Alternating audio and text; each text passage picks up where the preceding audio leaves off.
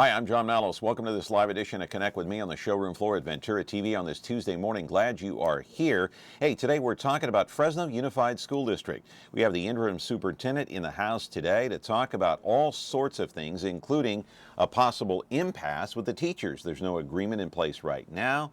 Are they going to go on strike? I don't know. I've heard this for years. I haven't seen it quite yet. So we'll talk about that and many more things here on the program today. 436-ME-TV. Option 11, back in just a moment. Tonight I want to discuss the importance of the television medium to the American people.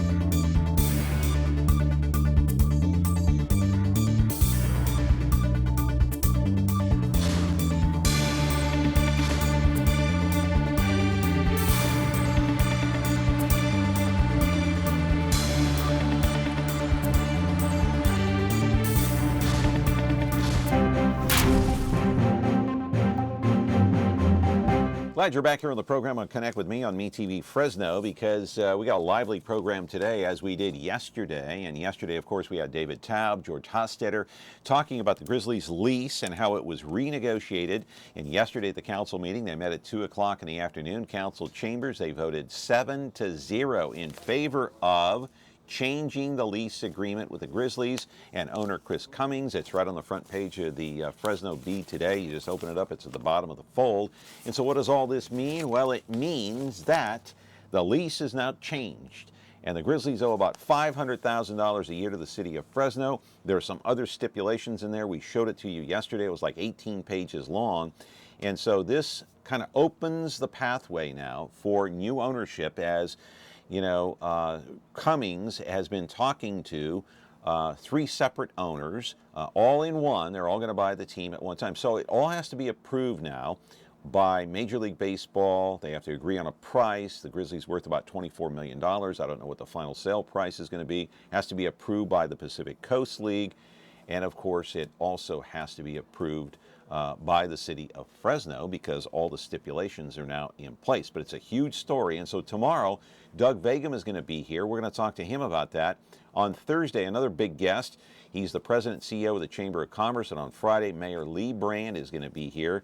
The Big Enchilada will be talking here about not only the Grizzlies, but about other major issues facing the city of Fresno, like police, okay, the city budget, which are in budget talks now, and many other things. Let's go to the board. It's Comcast Channel 375, Monday through Friday, live 10 o'clock in the morning to 11 o'clock in the morning. It's Comcast Cable. If you don't have cable TV, 13.1, 43.6 over-the-air broadcast with a digital television antenna. Then the replay coming up at 2 o'clock in the afternoon, 13.6 YouTube. 8 o'clock tonight on 4.6 Biz TV. Those 2 channels right there, just so you know, people sometimes ask me, those are with over-the-air broadcast digital antennas. There are about 100,000 of those here in the city of Fresno, so we go into about 100,000 homes with people with free TV. The rest is on Comcast Cable. And you can call in a lively show today with our guest, 436-ME-TV, option 11. We want to get right to Fresno Unified and their teachers. And I think this has long been the perception about teachers, not only in the Central Valley, but around the country and around the state, that they have it easy, right? They have great pay, they have great health insurance, they have a great retirement and benefits package, and during the summer, they're off. Every summer, every holiday that comes down the pike, they're off, right? I want to roll the videotape and show you what I'm talking about today, my friends. When we're talking about teachers, I'm not sure whether or not you agree with that perception or not, but many teachers across the Central Valley and around the state work long hours. Some purchase their own school supplies, and they try to make a positive impact on your children, grandchildren, nieces, and nephews. Right now at Fresno Unified, there's a battle brewing once again between the teachers union and school district officials. Teachers have been working without a contract since June of last year. There's no impasse yet, but it's getting close, which means a mediator is going to get involved. Union members say district officials are not bargaining in good faith. Teachers are worried about 3 major issues: classroom size, safety and discipline, social and emotional support for those in special needs. Not only that, they are worried about health and benefits. Further, the 4th largest school district in the state of California is the 2nd lowest performing large urban school district in grades 4 and 8 in both reading and math. That is below the city of Detroit, believe it or not, in Cleveland. Live in our studio is Interim Superintendent Bob Nelson. There he is. You can call in at 436-ME-TV, option 11. And I was kind of joking with Bob here during the commercial break. I said, you know what, you seem too nice to be a superintendent. Go easy on them. There are a lot of difficult issues on the table facing not only the school district, but this interim superintendent. He could be the permanent guy. We don't know yet, but you can call in, chime in. I'm sure most of you have children, grandchildren, nephews, nieces, friends that attend Fresno Unified Schools. We're back with our live program here on Connect with Me on MeTV Fresno in just a moment. When you're looking for KitchenAid innovation and quality, who has the answers, the selection, the price? Ventura TV Appliance. With billions in nationwide appliance buying power, more than Home Depot and Best Buy combined, we'll help you save. Our low prices on Energy Star qualified KitchenAid appliances save you energy and money and pay no interest on select models when paid in full within 12 months. Ventura TV Appliance, serving you since 1951.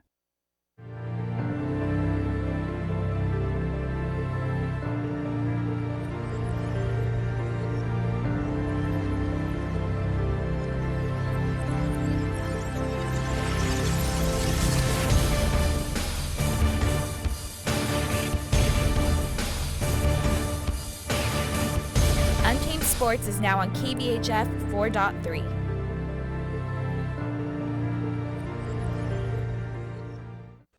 All right, back here on the program, and I misspoke just a moment ago because I was going so fast during my monologue. We're just ahead of those two cities I mentioned, That's correct. right? Cleveland and Detroit. Cleveland That's and right. Detroit. By the way, welcome to the program, and good to see you. Whoops, that's okay. Thank No, you, John. no damage done. And so let me ask you, Bob. First of all, are we at an impasse with these teachers as of yet? Because an impasse means, hey, there's no progress. Neither side is agreeing upon the issues, and a mediator has to come in, much like going to court and you're in mediation, right? That's correct. Where do we stand with that impasse? So we've been collaborating with our labor partner in the Fresno Teachers Association for the last several months and had many different face-to-face meetings trying to resolve all our issues informally. At this phase, it felt like, okay, we're not making adequate progress, just kind of an informal discussion. So we've moved that to the mediator process. So where we are right now is a mediator will be selected, and that mediator will kind of move back and forth between the parties to try and craft an agreement which all parties are agreeable to. If that's not possible, then we will move to impasse and fact finding, where a third party will come in and try to drill down on what all the factors are that comprise the district's finances, and then they'll make a recommendation that we will take forward to. You know, it's our intent to collaborate with our teachers and to keep moving forward. They do more. To your point, it was exciting to see the video that you showed. That's my former school. I was a principal at Thomas Elementary, which is where you showed Okay. the picture of those All right. teachers earlier. Yeah. And you know, our teachers work really, really hard, and they collaborate well. And they this idea that they have Hang on, summers caller. off, Go ahead. this idea that they take summers off is kind of a misnomer. Our teachers are working around the clock in the to try and monologue, make things happen. I was being facetious because Yeah. a lot of people say the perception is, hey, you're a teacher, you've got it easy, man. You got the summers off, you got 2 or 3 months to dilly-dally and do whatever you want, and then you got every holiday that comes down the pike. But it's not true. My ex-wife is a teacher. Right. Okay? I know how hard she works. She buys her own school supplies. She devotes her time, energy, and effort into teaching children, trying to make their lives better, and trying to educate them the best she can, even though a lot of her students don't even speak English. Absolutely right. How do you John. do that? You know, yeah, So- 23%, 24% of our students district-wide are English learners, and so 24% of the students that go yeah, to Fresno roughly one Unified quarter do not speak English. That's correct. They're not. That's not to say they don't speak English, but their native language might be something other than English. Generally, So- Spanish or Hmong, and there's a wide range of languages spoken. You name it: Arabic, Korean, Farsi, Right. Tagalog, a number of different languages that the district Hmong. represents. Hmong, certainly Hmong. Yeah, and so why isn't the district spending more time, more effort, more money trying to teach those kids to speak English? It is our language of our country, and without English, you won't have a job, you won't have an income. Am I right? Absolutely true. You know, one of the things that we're trying to do is actually focus on like a dual immersion pathway. So we know that you'll benefit in this world and you'll probably be successful if you are truly bilingual, bicultural. If we can encourage you to speak English and do it well, read, Yeah. write, speak English, and to kind of preserve some of your language of your forefathers, yeah, obviously. all the better, right? It just makes you so much Yeah. more viable. No one's saying to get rid of your native language, Yeah. but if you want to succeed here, it's English. And so, caller, you've been patient. Go ahead. Bob Nelson is our guest today, interim superintendent, Fresno Unified. What's your question? Yeah, well, there are a couple of things I'd like to ask Bob here. First of all, like when the budget came into play here, the district spent $475,000 to go towards in the communications budget. It's $475,000 to go towards spending money on banquets and galas and so forth, and giving the money away to nonprofits and so forth. Things that have nothing to do with education. But, you know, but you have your teachers, like you said, paying thousands of dollars out of their own pockets for their class refunds. I see kids at the Boulder High campus are having a farmer's market so that they can raise money so that students who are in the athletic department can pay for athletic gear that the students can't afford. You have high school bands that have fireworks displays because they want to raise money so they can go to a band review or go out to some band competition. But the district, again, has $475,000 spending towards banquets and galas and the communication budget. So, you know, that's one wasteful spending I see that the district's Yeah, doing. but wait a second. Can I stop you right there, caller? Because would you agree, and I'm not disputing anything you're saying, whatever you're saying may or may not be true, but I just want to throw out something at you. You know, isn't it great, though, that kids can go out and learn the value of money? Go out and have a fundraiser. Go out and sell whatever you're going to sell so you can purchase a uniform. That doesn't mean necessarily... I think it's great that kids can learn to go out and do some kind of fundraising and that kind of thing, but I would rather it go towards something that students would not have to. If I'm putting it this way, John, there's wasteful spending going on here, and we I always talk about understand. here, try this. Here, John, try this for a second. Here, we just started out in our budget. We have a new line item budget for 5 new administrators to help African Americans. Okay, you're going to have a new director to spearhead academic. You know how to help blacks academically in the district, right? You have five people just spearheaded in that area, and what I'm saying is you have 5 leadership associate or assistant superintendents who have failed in doing that for all students, but you're going to hire 5 people, okay, to be new administrators to work on just the African American aspect of the district, and they have no idea how they're going to do it. Okay, hang When they on, were at caller. the Don't budget hang meeting, up. The district had no idea how they're going to do it. Caller, don't hang up. Stay right there. Let Bob answer and respond to that. Yeah, I just want to speak to that. Go ahead. One of the things we know that we have an area of need is that our African American students are still performing disproportionately to the district at large. It's something that we need to address, and we need somebody who's paying attention to that. So we did hire an executive director to focus on, and the belief being that if we can move African American youth, and that's an area that's been disproportional across the nation. You're not just talking Fresno Unified, which means, you know, by and large, African American young men in particular are performing at a rate which is substandard and needs to be fixed, and we want to have somebody have their eye on that all the time.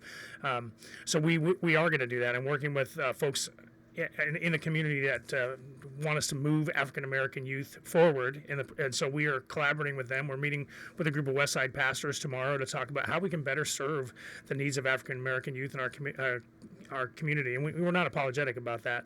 The 5 vice principals that the caller referred to, actually, you were talking about it earlier. How do we help these schools that have a high percentage of foster youth, of second language learners, of impoverished youth? You know, 89% of the youth in Fresno Unified are below the poverty level. So at our 5 elementary schools that have the greatest percentage of students that they call it the unduplicated count, some combination of foster care, second language, or impoverished.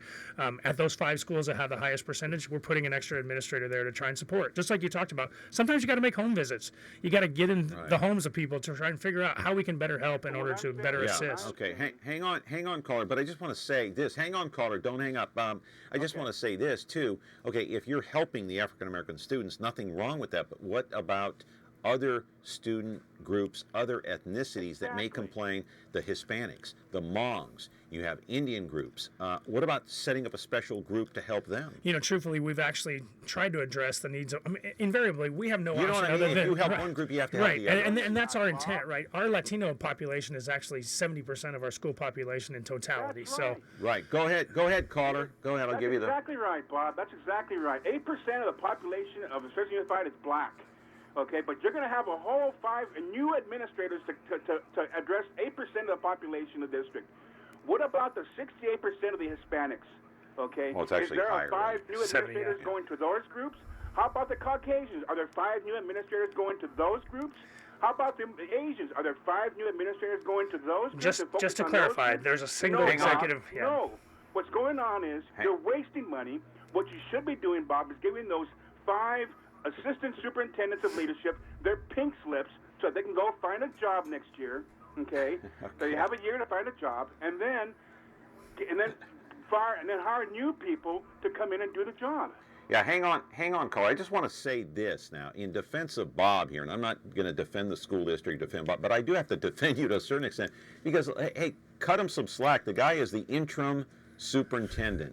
You know, he works. You know, he only has so much. But do you understand what I'm saying? Bob was Hey, hired by Michael Hansen to help him as his chief of staff to work with the superintendent. Okay. Right, So but I they say understand- Bob has been interim superintendent for that. That's fine. He's been for 6 months, whatever. right, but all Bob the has things that been you're in this talking district about. making policy for more than 4 years. But all the thing, I understand that, but all the things that you're talking about, when you're talking about making policy and making hires, don't these people have to be approved by the school board? Of course. I mean, normally Okay, so this it, is so, yeah, so this it is a isn't decision all of the the school board. superintendent. Oh, It heavens, isn't no. all of the No, executives. ultimately, It's the school budget that's board. approved is approved by the school board. Right, All so- the staff can do is make recommendations and the take the interest recommendations are of... made by the superintendent. Right, And I that's understand fine. that.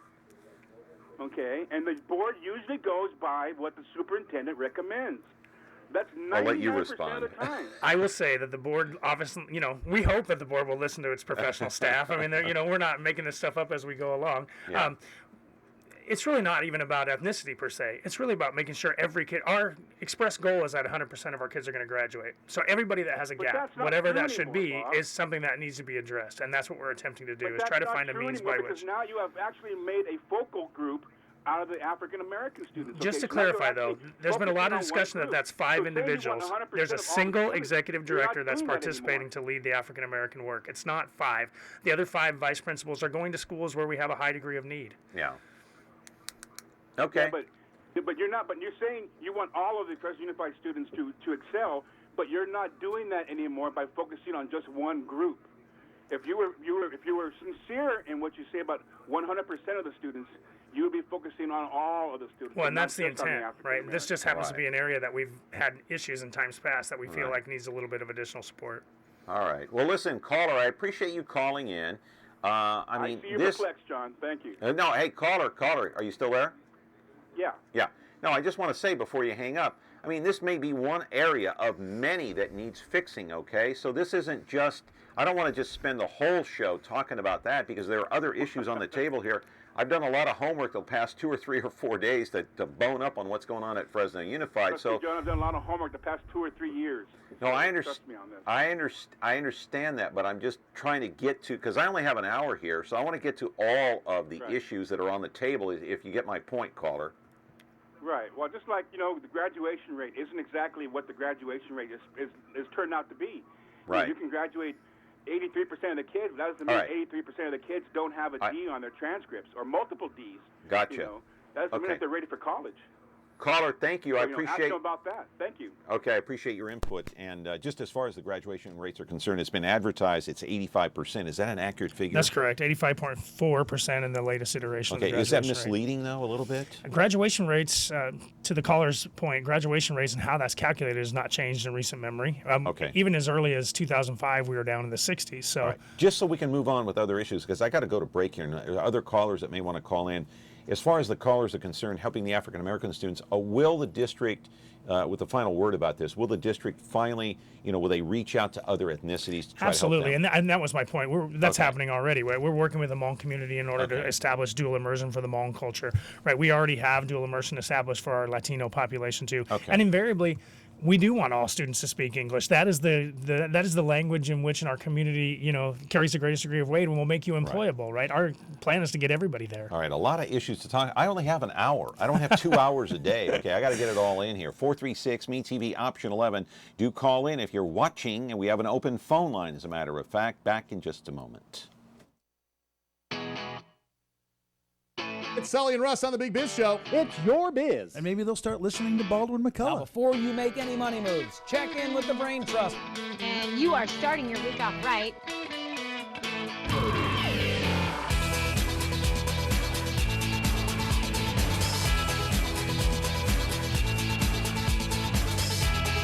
Biz TV is now on KBHF channel 4.6.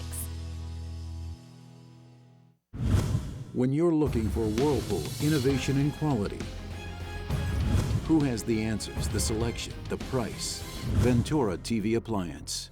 With billions in nationwide appliance buying power, more than Home Depot and Best Buy combined, will help you save. Our low prices on Energy Star qualified Whirlpool appliances save you energy and money, and pay no interest on select models when paid in full within 12 months. Ventura TV Appliance, serving you since 1951. We're back here on the program having too much fun, talking about a lot of serious topics. I want to get down to the nitty-gritty about the teachers. All right, the teachers say class size. Oh, wait a minute. Before I get to that, budget. In the reserves, you got 99 to 120 million. Am I right about that? That's what is described by labor. The reality of that situation is your budget is made up of two different things. You have a general baseline budget, which is really funded for the district in totality, and then we have what we call supplemental and concentration, which is exactly What's what we the talked difference? about. Okay, so supplemental and concentration is what we were just talking about. Each district, the state funding formula changed about 4 years ago in terms of how all districts are funded, and Fresno is actually a beneficiary under that plan because our percentage of students that are obviously impoverished, well, that's 89% of our youth, right? Yeah. English learners, again, 25% of our youth, and then foster youth, which is a significant thing, foster care in Fresno County. You receive additional funding for them, but those monies are really earmarked for kids. They're not in play. So when they throw a $125 million reserve in play, they're not talking about, they're trying to encapsulate all monies, not all of which is available to be used for So purposes not the of entire negotiations. 120 million is No, available sir. for use. The intent of those monies, particularly supplemental and concentration, is that they be used to provide to get students caught up who are kind of behind the eight ball, right? So they're specifically used for certain items. That's correct. Yeah, invariably. And so that's kind of what we're doing. Like we extended library hours this year, for example. You might think, why would you extend library hours? Well, we want to be able to provide tutoring for all students after school so that they get an additional amount of health. A number of our schools that have the highest level of supplemental and concentration, they actually have a longer school year. They get a month more, a longer school day, which contributes to a month more of instruction annually. So the 120 million is not discretionary. Oh, no, sir. No, not in the least. Really, what we try to strive for is a 5% reserve, really. And our board actually has in policy a 10% So what's in the reserve. reserve right now, would you say? We Or anticipate, discretionary? like what we really believe to be the reserve. The reserve, we really think in terms of percentages, right? So the reserve percentage right now is we want to have, 5 to 10% in our reserve. Right now we have under 10, but above 5. Hang on, caller. And for a district of our size, the state mandate is 2. Now, our board has had a policy that they want to stay in So the 5 to 10 roughly range. how much is in there, would you About guess? 9 to 10% currently, yeah. And what does that add up to in Well, you terms figure of we have $1 millions? billion budget, so $100 million. Okay. is So, 10%. and labor also claims that in the last 7 years, the budget went from 495 to 800 million, or is it $1 billion now? We have increased, our budget has increased by virtue of the state funding model. We have increased Yeah. as a result of getting Is it supplemental roughly $1 billion, concentration. like Yeah, you roughly. said? I mean, that's the number that So we it's throw more than around. they claim, which was 800 The million. totality of the district budget is around $1 billion. Around $1 billion. Yeah. Okay, so for Fresno Unified, the Which is fourth an interesting largest, thing, right? Yeah, to be the fourth largest district in the state. It's Right. fascinating as an interim to be the CEO of a $1 billion corporation. Caller, short on time here. I want to get a lot of calls in today and a lot to talk about quickly. What's your question or comment, please? First off, my name is John Bass.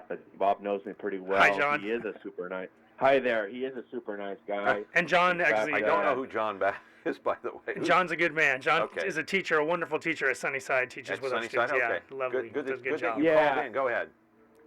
Yeah, and I don't want to misrepresent, but I'm involved with FTA heavily in bargaining, and but I want to say he is a good man. He doesn't have his hair because he helped donate God money bless. for kids. Yeah, God raise bless John's thousands son. of dollars. Yeah, he raised. I know we got to get to stuff, but I appreciate that very much about him. Okay. I want to say one of the issues that we're stuck on, I don't know if you're hearing about so much in the press, is that the teachers worked with the community and we came up with some issues on class size, safety, and special education. You're and we talking spent about years you're talking about the community meetings. There were about 10 of them the last 2 or 3 years, right? Yeah, and we developed these 3 core issues, and from those, we incorporated those ideas into our articles to present with the school board and to try to negotiate into our contract. Now, SPED, class size, all these things are already in our contract. Right, but the top So 3 far today- issues, now, John, hang hold on a one second. sec. John, hang on a Yes, second. sir. The top 3 Yes, sir. issues, from what I understand from labor, is classroom size, safety and discipline, social and emotional support for those who have special needs, special education. Am I right about that? Those are Yes, the sir. top 3. Yes, sir. Okay. Those are the top 3 of the non-traditional financial. You got salary and health benefits. That's always going to be going on. But yes, Right, sir, but that's on the correct. back burner for now. The top 3 are what I mentioned. Well, yes, sir. Well, it's really all my one. point Yeah, is, it's all It's one. all one. No, Yeah, I know. Yeah, it's all together. Yes, that's correct. My point is, in all that work we've done, and we spent forever on those articles, we have not been able to have a single conversation with Fresno Unified. They have refused to discuss those issues at the bargaining table. Now, I want to be fair. I want to say that I know that the district is making some efforts in those areas for sure. We understand that. But as teachers have been around a while, the reason we have these contracts, we want these things written down.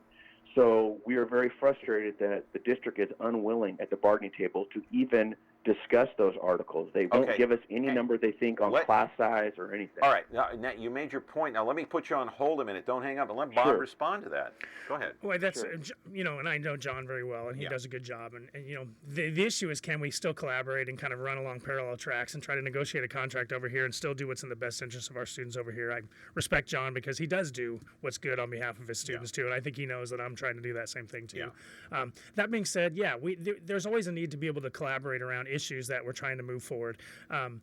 Labor wants to put those issues in contract to make sure, as John said, to make sure that those things kind of get baked in. We do not want to put all of that language in contract, but we do need to have an open door and to collaborate with folks on what's going to move the work forward. Are you willing to negotiate and negotiate and talk about and discuss the 3 issues at stake here: classroom size, safety and discipline, social and emotional support for those who have special needs? Absolutely. The district is willing to talk about, including the school board. Well, and invariably, part of what was approved in the $7 million for the school board was like 7 new support personnel for social and emotional learning, right? New school psychologists in order to provide additional support too. Yeah. We're having to address the whole child now. I mean, that's really the next step of getting over the hump. So you're willing to talk to John about for sure. Issues. Yeah, absolutely. Okay, John, is that good? Well, go ahead. Sorry, John. I agree. Certainly, the district is working on those areas, but once again, we represent 4,000 educators, and it is our mandated duty to work to help the school district as well as protect our members. And it is not true that they have not been willing to discuss those issues with us. Not at all. They haven't given a single counter proposal. So that's the problem. But Bob Nelson just said that the district is willing to do that from this point forward. Am I right? Well, the key issue is you have to be respectful of where we are in bargaining, right? Which is that at the mediation phase. So that's kind of how it's going to happen at the current situation. You think it's going to go to mediation? Well, there'll be an impasse. You can debate whether or not we're going to be fully at impasse. We're at mediation right now. Okay. The reality of it is, like the special education issues, we know that there's issues that we need to resolve in special education, and we want to make that better. What we propose to do is to have a third party come in and do a review of the system and make some recommendations, have the teachers make some recommendations too. That's different than putting that information in contract. Okay. Go ahead, John. You have the floor. Here's the issue. We already have those issues in contract. We were hoping to have our teachers sit with the district and work through this together. We certainly knew we weren't going to get everything on special ed or class size or safety. We knew that. But it is not factual to say we are working on this because we haven't been able to. And lastly, we've been waiting. This has been going on for 11 months now. They haven't been willing to have one conversation. We could do this tomorrow. So the fact that we're about to go on impasse doesn't mean anything. The district could still say, hey, let's meet tomorrow. Let's do this. They have not been willing to do this in the past. No, if Mr. Nelson is saying they're going to in the future, just let us know the date, the time. We will be there. Okay. And I just want to say right here, I'm just the moderator of this. I have no bone to pick. Yeah, and again, And Yeah, again, so you know, don't, I'm a and I have passionate no guy. proof I'm a of passionate what's guy. really So- going on. Only you guys know. Yeah, and the reality is it's Yeah. a dance we do every day. I mean, I know. it's kind of a back and Yeah. forth. And frankly, this is Yes. negotiating, right? There's some discussion about what Right. negotiations is. In the negotiation process, I the know. general feeling tone is I that know. you're going to get closer together. Yeah. And the district's perception is that's not what's been going on, that we just keep remaining at odds with one another. So we're hoping to having another person might assist us in moving the Just parties understand, closer just to one understand, another. John. And I gotta I agree. ask. Just understand, John. I gotta I ask agree tough with questions that. of both sides, and Sure. you know, it's I got to stay in the middle here because I'm not in the Sure, middle I of got it. negotiations, and I don't really know what's No, going go on, as for it. I said. But I'm trying my best to get up to speed here on what you're saying, Bob, and of course what you're saying, John. And I take you both at your word. So go ahead, John. You have the final word here. Go ahead. I appreciate you bringing up this issue and having Mr. Nelson on there.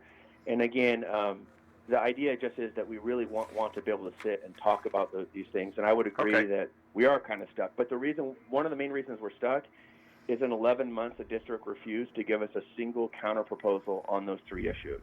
All So right. I'll leave it at that. We never heard back on safety. We never All heard right. back on class size. We never heard back on special ed. So that's kind of a big core issue, and maybe we are stuck. But again, we'll get there. Life goes on. No matter what happens, we'll be there to teach those kids. Okay. Thank you very much for calling, John. Thanks, John. Okay. Take care. All right. So final word before I go to break here. Yeah, I think About that issue. the key thing for us is we're just trying to balance the totality of the bargaining process, right? The issues that you didn't raise is, and John did allude to them, is that salary and benefits are a big factor. No, right? I didn't The mean issue- to put and them on the back burner, but I mean they're secondary to what they were discussing the past 2 years, and it's really meetings that have taken place. Stand with Students, it's what it's called. It's taken place meetings all over the area, the Central Valley, community meetings. There were about 10 of them, and they ironed out. They actually dwindled this down to 3 top items, and the top items that I just mentioned as to what those issues were most important to the district. So those top 3. Now, 4, 5, and 6 are salary, benefits, retirement. All that comes into play. The key issue is, are we hearing teachers, right? The message is we have to be able to collaborate with teachers and listen to them as they bring these issues forward. Do you think the board is hearing teachers? Well, I think so. I think the board is as connected to organized labor and teachers in general as they have been in recent memory, for certain. Yeah. And Brooke Ashton, do you think he's listening? Well, I or think do you so. He he's- spends a lot of time collaborating with our labor partners and is working hard Okay. as a board president to try and drive a. He's working hard to try and create a collaborative process. This is never easy, right? I mean, invariably, and we're in unique fiscal times. We have every reason to believe, and I think our partners would agree too, is the money's about as good as it's going to be in recent memory. So we're in a place of trying to protect the district's interests, so we don't get back to a place like we were in 2012, where not 2012, in 2004 to 2008, where we were on the brink of bankruptcy. Right. Right. The state was on the verge of taking over. Yeah, the district. and we don't want to ever get back there. That's not anything we ever want to encourage. Classroom size, high school is an average of what, 38 students per class, somewhere around there? No, that's no. I mean, maybe if you're averaging in PE and music and that kind of thing. What I is mean, it? The key thing with core classes, we try to keep them around 30. Okay, so you're talking in high school, like at Edison or McLean or any of these schools, these high schools, it's going to be the average at 30 per That's class? the intent is. I mean, But what's in we there now? know, What's right? in there We know now? that students benefit most from having a smaller class size. Now, the studies have shown that the benefit really comes at 15. Well, we couldn't do 15 kids What's per the exact class. class size now for a high school? 30 to 32 is the Okay, general. and Now, for- that may be different. There are some that, just clarify, that's an average, right? So there Okay. may be some with more and K obviously through some with 12, less. is it different? As you get younger, the class sizes go down a little bit further, right? You're talking So maybe 24 to 1. 25. Yeah, 24 to 1 in Okay. elementary grades. Okay, and 30 But to you were 1. talking high school core. Right. Okay, Bob Nelson is here, the interim superintendent, Fresno Unified. Glad he's here, glad you're there, and glad you have a phone handy right in your fingertips. 436-MeTV, option 11. We have an open phone line. Back in just a moment. Take a look at this. Let's play.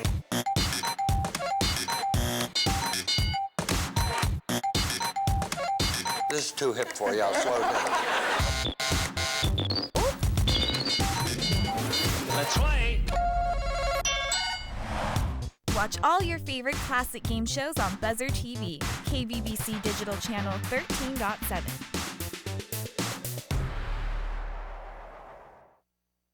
Frigidaire. We introduced the first home freezer,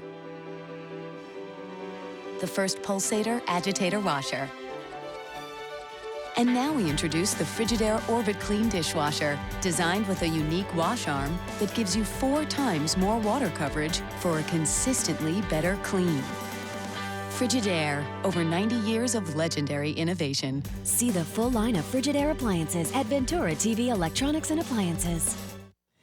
Bob Nelson is here. We're talking about the Fresno Unified School District and, you know, all the issues that are on the table right now. So let me ask you an obvious question. Why are we at this point of impasse? It's a very complex issue, right? This is $1 billion budget. Why can't the two sides just sit down across from each other? There has been like attempts to do. I don't want you to get the impression that that's not occurred in any way, shape, or form. Well, then why the impasse? Do you think? Because the level of engagement is not high enough, I think, on behalf. Tension? I don't want to speak. I wouldn't describe. Well, maybe you could describe it as tension. I think everybody has their expectation as to what the level of engagement is going to be in that conversation, right? Yeah. I've been with the district a long time. I worked for the district for 23 years, and we've kind of trod these paths before. That is a long time. Yeah, I've been with the district. I was, that's part of being connected to John from FTA. Is I paid FTA dues at some point. I was a teacher, vice principal here, and this path that we're treading. I only say that to say this path that we're treading is not unusual. We have been down this road a few times before. Communication is the key. It is, something that we need to establish and maintain going forward. And you could debate whether or not we communicated well enough in order to move this process forward. But, putting salary and benefits as the 5th and 6th elements of a conversation around negotiation, I think, is kind of a misnomer, right? With all due respect, negotiation begins and ends with salary and benefits.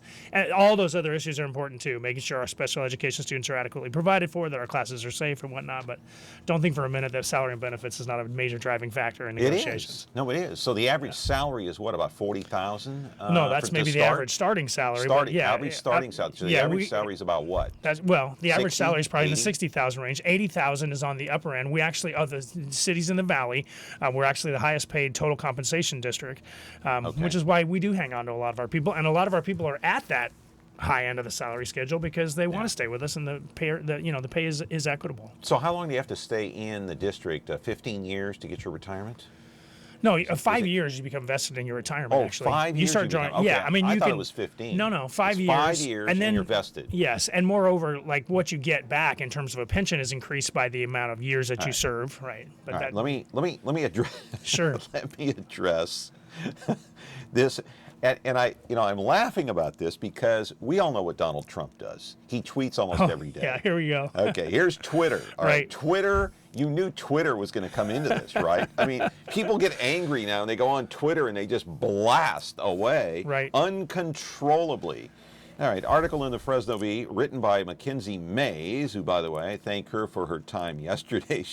It's written in the Fresno Bee. On Tuesday, FTA Twitter account posted to nearly 300 followers that Fresno Unified has consistently tried to confuse the public by flooding them with irrelevant data and has overruled educators with an iron fist. Earlier this month, the FTA took to Twitter accusing interim Superintendent Bob Nelson of spreading misinformation about bargaining sessions when another Twitter user called Nelson spineless.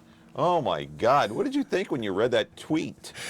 Well, I mean, this is part of being the chief executive officer in a district. No, this is part of social media. Yeah, now. Right. But, and I responded back to that, too. It's kind of one of those sorry, not sorry moments. I wasn't sorry that I said, hey, actually, they accused me of being spineless, which I think is a very common refrain for people who are not getting their needs met in terms of what the leader has provided. And I just simply responded that actually to be the interim and to come out publicly against your labor union requires quite a great deal of spine. But, you tweeted, I don't know if this is correct, but it says, wake up, Fresno Unified, we need our own talent. Oh, no, that's the FTA. That's the FTA's tweet. Okay, what did you say in your tweet? I think something to the effect of, on the contrary, to be the interim superintendent and to come out publicly disagreeing with your major labor union requires a great deal of spine. Just saying. I probably didn't have to add the just saying. That was a little that was kind snarky, of your response, right. That you have to have a spine to stand up to the union. Well, yeah, exactly. To some degree, you can't agree you have to play your role. Are these Twitter wars going to continue here? I mean, it makes for good entertainment. Our intent is absolutely not to conduct a Twitter war around.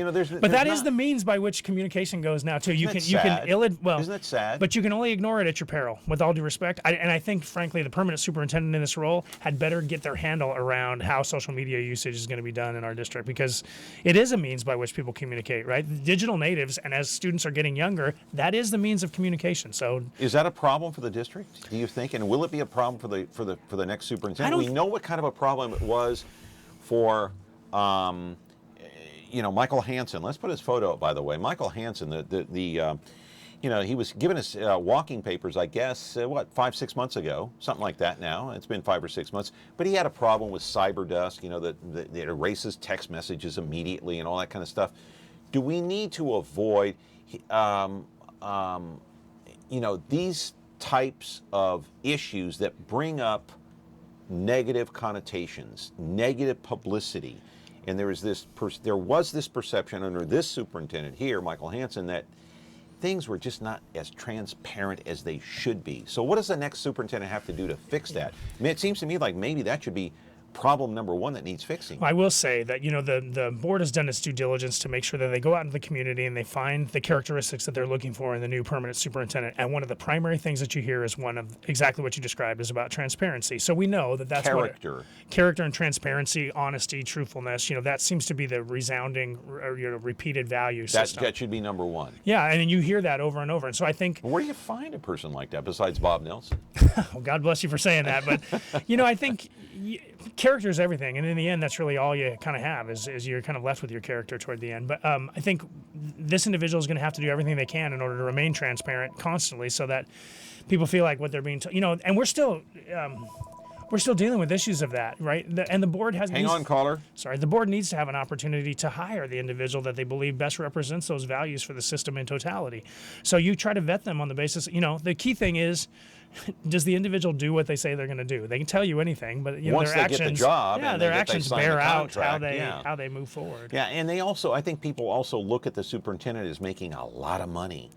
I don't know if you remember Santiago Woods. I will say Santiago that. Woods? Let's be very frank. The superintendent, as a taxpayer-based salary, is paid exorbitantly well. There's no two ways about it.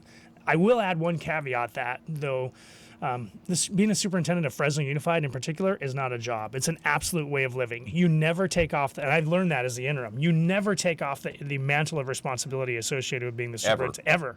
It doesn't matter if you're with your kid. Doesn't matter. Yeah, 24/7. Hanging over your head. And you should expect, and moreover, the most difficult thing I think about being the interim is I can't put my arms around 74,000 kids and protect them from the ills of the world. So yeah, you're going to get a call that some kid got shot, and you just need to be able to deal with those issues in live time. So yes, it's adequately well recompensed, but people got to understand, are you willing to give what this job, the level of sacrifice that this job requires in public space? I just think in my head, Santiago Woods, Michael Hansen, all these guys were given huge payouts just to get rid of them. Well, that wasn't necessarily the case with Superintendent Hansen. I mean, he actually agreed to work through August and he is being paid for a year. That's not untrue, but it wasn't like some severance where they were trying to get him to go. Yeah. He Santiago served 12. Was a different story. I think they gave him like $800,000 or $900,000 to kind of have him go let's go away. Hey, caller, you're on the air. Go ahead. Yeah, I was wondering why when they build a new school, it's a low bid for the contractor to get the job. And then it's a prevailing wage when the workers get there. I have a friend that did Sunnyside and Sanger High, and he was getting $57 an hour to drive a water truck, and I owned my own dump truck at the time, and I didn't make that kind of money. And I think the unions I don't think the unions are on your side because they're part of the pyramid. Clovis, where I live, they don't seem to have that problem per se. I asked the police one day, I says, why do you guys support a union that doesn't support you? And he said, good idea. But I think if you were to bank that money or co-op it, your teachers and everybody would have a better attitude and at least teach the kids how to talk to a policeman so they don't get shot for no reason. Yeah. But what happened to vocational? I was a hard kid in school because I couldn't read. But I'm not stupid, so I ended up owning my own trucking company and did very well. But when I went to McLean High School, they had auto shop, homemaking. I could have been wore an apron and worked in a bakery. I could have done several things, and to me, it gets too complicated. And I don't think that the superintendent has a chance in hell with all the rules and regulations. I don't know. That's just my 2 cents. But I'll tell you right now, unions are not our friends. They don't. They want you to cut every year, take something away, and smart business will save money so they can do better every year. Yeah. If I that's what I got to say. Thanks, and caller. touche All right. to you guys. You got it. Thank you. Appreciate it. Thank you. If I might just be able to respond to two of the items from the caller. We agree completely that we want our kids in space with police officers and that they have a good respect for officers across the system. We have a good relationship with the city and with Police Chief Dyer, who did say, to your point, that the city expects our leaders to get along in space with one another. So he and I are committed to one another in that regard. But we have a uniforms presence at every one of our school campuses, be it a school resource officer. At least one officer. That's correct. Not a uniform presence. In the case of an elementary school, it might be a police chaplain, but in the middle schools and high schools, school resource or school neighborhood resource officers. For exactly that reason, they need to recognize the police are there to serve and protect, and they do a great job in terms of supporting us too. And career technical education, I agree completely with what the caller said. Now, okay, so I'm going to put a little caveat on that because I want to. People tend to take career technical education and they want to modify it down to just auto shop and wood shop. And there is nothing wrong. Don't get me wrong. There is absolutely nothing wrong with auto shop and wood shop. But it's the totality of career preparedness, right? So we're going to open, for example, at Fresno High, a construction management pathway. Okay. And the entire frame of careers within that pathway, from being a laborer to being a carpenter or a lead carpenter or a master carpenter, all the way up to being an engineer, an architect. So what are the continuum of careers that focus around the construction trades? How about somebody doing construction management and try to get our kids in that space too? But we agree. Our intent is to... Because not everyone is going to be a lawyer. Well, and that's not or everybody. A doctor. The goal is to give every kid the chance to do whatever the heck it is they want to do without us dictating any of that. The goal is to give them the widest array of choices from the greatest number of options, and then to let them select. Are the teachers going to go on strike? I pray that's not going to happen. We love our teachers. Close? They work really hard. I don't think we're close. I mean, a lot has to happen between mediation and strike. You had a big rally in May. They did. The teachers are organized. 1,600 people out in front of Tulare Street. That's correct. There, in front of the district office. And so what does that tell you? 1,600, that's a lot of folks. It is a lot of folks, and it means that we need to be actively collaborating to create a solution that is mutually agreeable to all parties. Obviously our intent would be to avoid anything that impacted our youth. So the mediator is going to determine these issues. Going to try and work with both parties to see if we can create a mutually agreeable solution around. There's mutually agreeable contract. There's 26 articles. It isn't one. There's 26 things around. It's not. There's some narrative about, hey, this is really simple. We just get in a room and get it done. Well, it's not quite that simple. Okay, but how long will the process take? It may take a while. I imagine it'll probably run the summer. You're kidding. Will it go beyond that? Because the new school year starts in August. Right. Like I don't want to presume. I can't dictate to the mediator nor say how they go about conducting their business. Our intent would be to get in space and to try to work these issues through. Right. To do that as quickly as we possibly can. Okay, so it's not good for anybody. There's no timeline, though. Well, there's not a. Could you go the entire year without another contract? Invariably, a lot of people, there are times in the past when mediation runs longer than was intended, right? That's not good for anybody. Could we go 2017, 2018 with no contract? I wouldn't want to speculate that it would run that long. I can't imagine that would be the case. At some point, the teachers would have the right to declare a strike vote if that was their desire to do so. Well, let me ask you this, too, before, I take this call here. Hang on, caller. I gotta ask another question to Bob here. Do you want the job as the permanent superintendent? And what would it take? That's hilarious. For you to get it? I don't know, hilarious, but I get asked that question a lot. I think I know what my role is, John. To be very frank, would you turn it down if they offered it to you? Oh no, I wouldn't. No, with all due respect, I'm an insider. I spent 23 years in Fresno. This is my life and my love and my passion is to be here and to work with the kids in our system. But you wouldn't turn it down. Of course not. It's been a huge honor to be able to serve as the interim superintendent. It wasn't anything I was expecting, and parts of it are a lot more difficult than I had originally planned. But absolutely, I would. Do you want the job? That's a different ballgame entirely. You're not sure, probably, I'm not completely sure, and here's why. I have 4 kids. I have 7 children, the last 4 of which I adopted foster youth that are now 5, going to be 5, 3, and 2 that are 20 months. So the reality of that situation is to think that being the superintendent of Fresno Unified is not going to come at the cost of parenting those little kids. You just have to weigh that. And you just said yourself that it's a 24/7 job. It is a 24/7 job. It's a refrigerator on top of your shoulders. Well, I wouldn't say that. It's it's a heavy weight. It is a heavy weight, but I will say it's also an absolute joy too. And I just got to make sure that my spouse is on board with that. And frankly, the community gets to select their superintendent and find the values of the person that they want to hold in that role, because it's a key player in the function of the city. And members of the community be able to voice their opinion at the board meeting, right? Have done so already in terms of community meetings that were being held at the different high schools, and then moreover, a community group is also going to vet all the potential candidates for this job, and there'll be great people that apply for this job. it's been a huge honor being able to serve as the interim. Absolutely huge honor. Caller, I'm very short on time, and I got a lot to get to here in 10 minutes. Go ahead, quickly. Is it true that he had hair before he was appointed interim superintendent? I did. I don't know if you heard that story, but actually John Bath was a caller earlier. John's a great guy. His son had dealt with some juvenile leukemia issues. So John and myself and the office manager at Sunnyside High and another teacher there and 4 students, we all shaved our heads to raise money for juvenile cancer research. And frankly, it's the only facet of my life that's kind of simple. My life at home, as you heard with all the kids, is not simple. My life at work is not simple. So, hey, my hairline right now is simple. All right, quickly, do you have a quick question? Do you have a quick question? Because I'm short on time. I can't spend a lot of time on this call. My whole thing is about results. We spend over 50% of the California budget on education. John, to answer your question, the average classroom salary teacher in California is $74,000 a year. And it only goes up from there. And my whole thing is about... I was specifically asking for Fresno Unified what the average is, and so it varies anywhere from starting to 40,000 upwards of 60 and 70 if you have a master's degree. So there's a wide range there. That's true, John, but what about the results we're getting? And I know the superintendent is in between a rock and a hard place with the union, Common Core, all of these things we hear. You know, if you give somebody iron, all you can make is nails. I know that the ESL, the second language, is a big detriment or a hobble to try to get people educated. But how much money can we throw? Like you said, it's as good as it's going to get. $11,000 per kid average we're spending. You have total control at the district level where the money goes, but yet the results are dismal, pathetic. Okay. And kids, you have parents wanting to send their kids to private school.